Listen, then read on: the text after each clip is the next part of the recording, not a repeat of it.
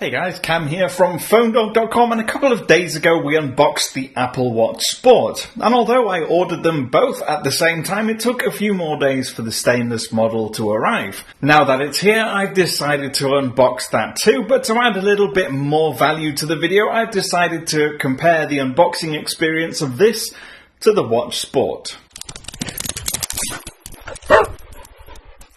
Right from the outset, the Sport and stainless models are different. While the Sport comes in a long rectangular box, the stainless steel watch comes in a much squarer package. Under the lid is the plastic square box with rounded corners.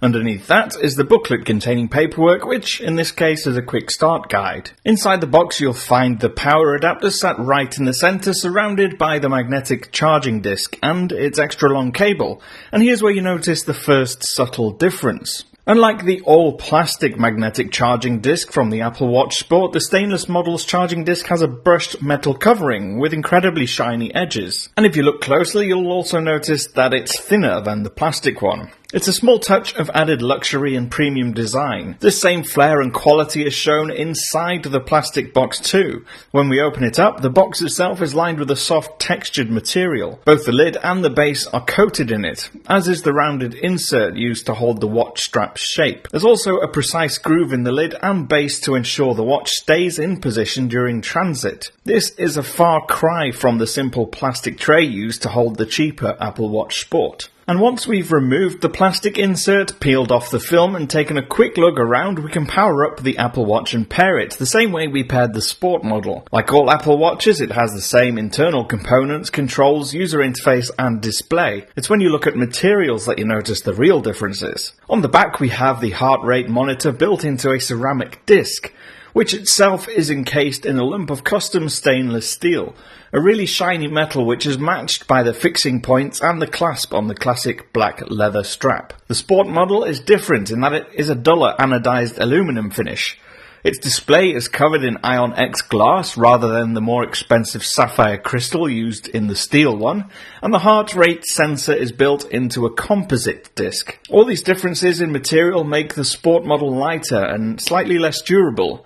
I noticed fine scratches in my Sport watch on the display after just one day. And for those who want to use the stainless model for both exercise tracking and formal occasions, you can easily fit the Sport band to the steel case. It fits nicely and ensures you don't ruin your soft natural leather strap when you're getting your sweat on. The shiny stainless steel looks just as suited to the sporty strap as it does to the leather. So overall then, there's just that little bit more class, premium, luxury, whatever you want to call it, flair maybe, to the unboxing experience of the steel version. And you can understand this. They want to make you feel like what you've bought is worth some money, because after all it does cost significantly more than the Sport model. In daily use, are you going to notice the difference? Who knows? We'll give it a full review and get back to you on that one, but so far I am loving my steel version, and the Sport one is getting sent back. I've been Cam. I'm at PhoneDog_Cam on Twitter. You can tweet me on there or use the comment section down below. And if you want to catch the original unboxing and Marco software overview of the Apple Watch, I'll leave a link to those in the description box and you can check those out as well. I'll see you again soon.